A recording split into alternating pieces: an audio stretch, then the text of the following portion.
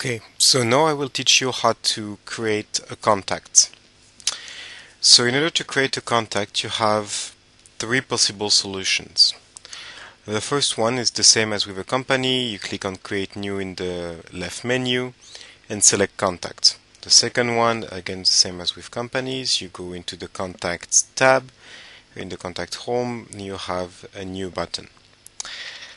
Now, the method I would advise you is the third one. The third one is that you have to go into a company. So here I can go into the company education, which we created earlier when we created a company, or you can search for any company with the search tool. And from within the company, if I scroll down a bit, I have contacts and I have a button New Contact. Now, the advantage of creating it through this way, if I click on New Contact, I arrive on the first screen of the creation of a contact. I'll explain it a bit later, you will see. So first we arrive, no matter which button we click on, whether it's Create New Contact, whether it's from going into Contact, clicking on New, or from within a company, we arrive on the Select Contact Record type. So here, when we're creating a company, it's easy, there is only one type of company in the system. But there are 5 types of contacts in the system, and you need to choose which one you want to create. Here we're going to go with a corporate contacts. If you want to see the explanations of the different types of contacts, they're available just below.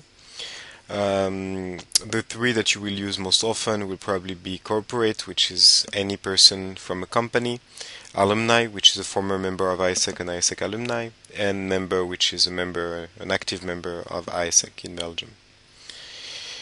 So let's go with a corporate contact.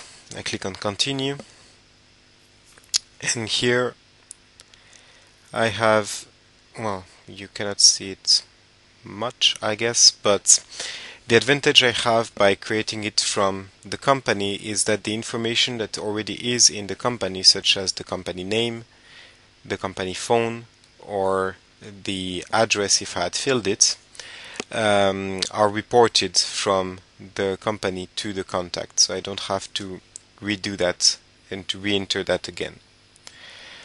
Now, in order to create a contact, you will have to enter the last name of your contact.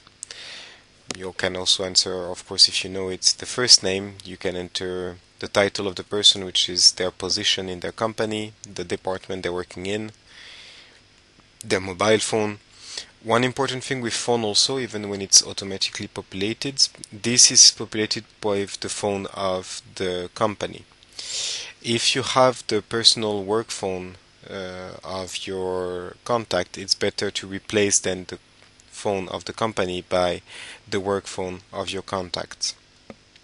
If you have his mobile, you enter the mobile, the email of the person, as well as you can enter also, if you're not entering the decision maker, you can enter who that person reports to.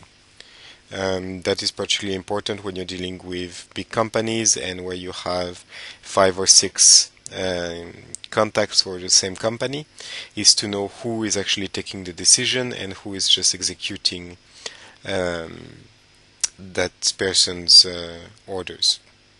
You have the languages that the person speaks from the national languages of Belgium, which is always useful to fill so that you know when you contact that person, if you don't remember which language that person speaks, or for the person who will come after you, that they know when they call what are the languages that person speaks. Then you have description. So here is the description of the person. So if that person had previous links with ISEC, that's where you will put it. If that person had any type of advisory role with ISEC, so a BOA, if he went to review boards, if he mentored some members, this kind of thing, as well as the type of engagement that this individual participated in. So if he's going on job fairs or if he's participating in workshops, that's where you will enter it. And once that is done, so I will call him tester video, maybe is more accurate, and save that contact. So here I have the contacts with the company it is linked to, the type of contact. If I hover over the company, I can see some small details about the company, as you can see here. And the contact, that's how a contact form looks like in the system with all the informations. Note that if you're creating a different type of contact, if I click create new and I create a different type of contact, so for example alumni,